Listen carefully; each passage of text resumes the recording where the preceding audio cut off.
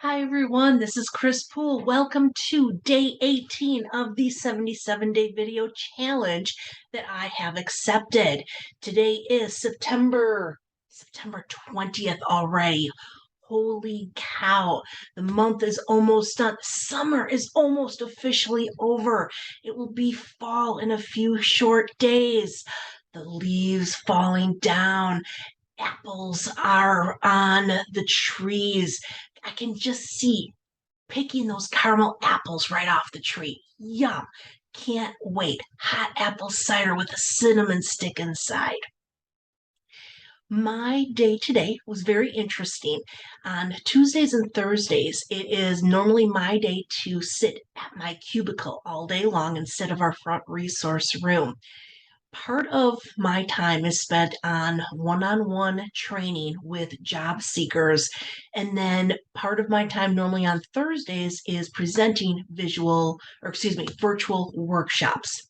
Today, however, I actually got to sit in on a 2 hour training, and it was the building blocks of forming a team, or the building blocks of a healthy team. 2 hours. I know. What would you think about that? Oh my goodness. I have worked for the state of Wisconsin for almost 11 years, 12 years now. This was the absolute best training. 2 hours, bam. It went by in a flash. From the very first word out of our presenter's mouth, she had me hooked. That doesn't happen very often.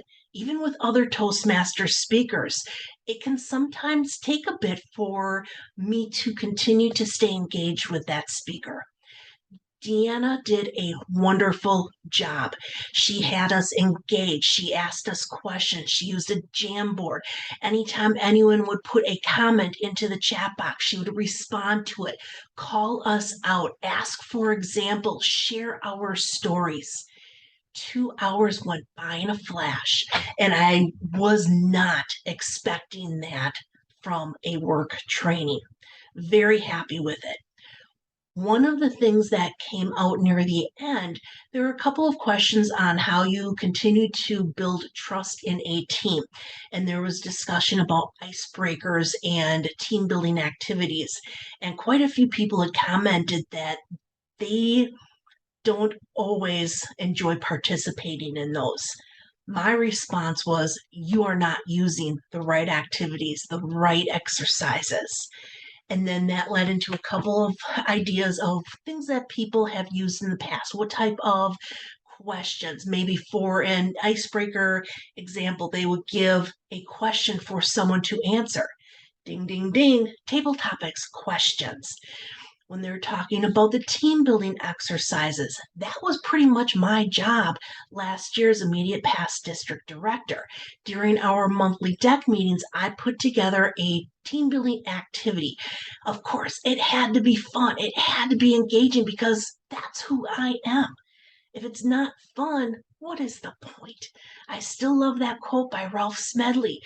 We learn best in moments of enjoyment. I need to have fun, which means I am going to make others have fun with me. I mentioned in the chat notes then that I done a couple of them. Survival shopping, I loved this exercise. And a couple of people, ooh, can you send me that? Ooh, how did you do that?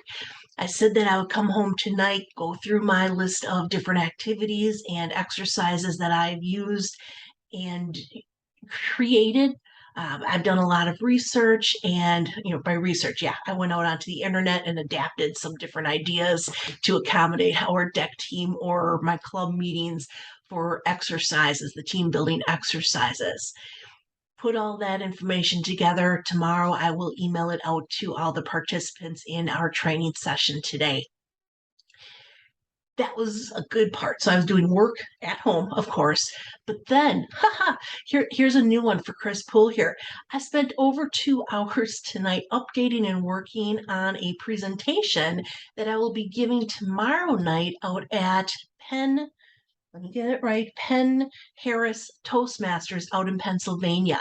My friend Joshua Smith asked me to be a speaker, and I am giving a speech. The title is The Key to Your Credibility, and it's about eliminating those filler words from your presentations. That if you're able to reduce the use of filler words, the crutch words, the ahs, the ums, the ers, the likes, you knows, it can add credibility to you as a speaker. I'm looking forward to giving that speech tomorrow night. I like the changes that I've made. I actually did some of the research and did a similar presentation about a year ago. I was asked to come up with something to encourage one of the specific speakers in a club that I was asked to come and visit, how to encourage him to start eliminating some of those crutch words from his speech outside of Toastmasters. And I did not share that this was my purpose of that speech, but he specifically commented, "Oh my gosh, I need to start incorporating all these different ideas from you when I am speaking at outside of Toastmasters."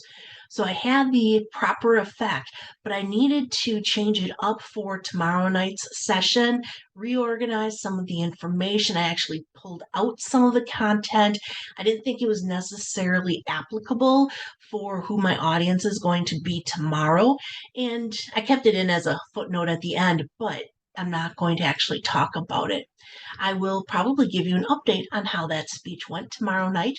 If I remember, I will actually record that speech and then I will add it onto my YouTube listing of presentations, as well as add it into my project list on my LinkedIn profile. Have a wonderful evening, everyone. Sweet dreams. If you are out and about, make sure that you please drive home safe. Take care, and we'll see you tomorrow. Bye.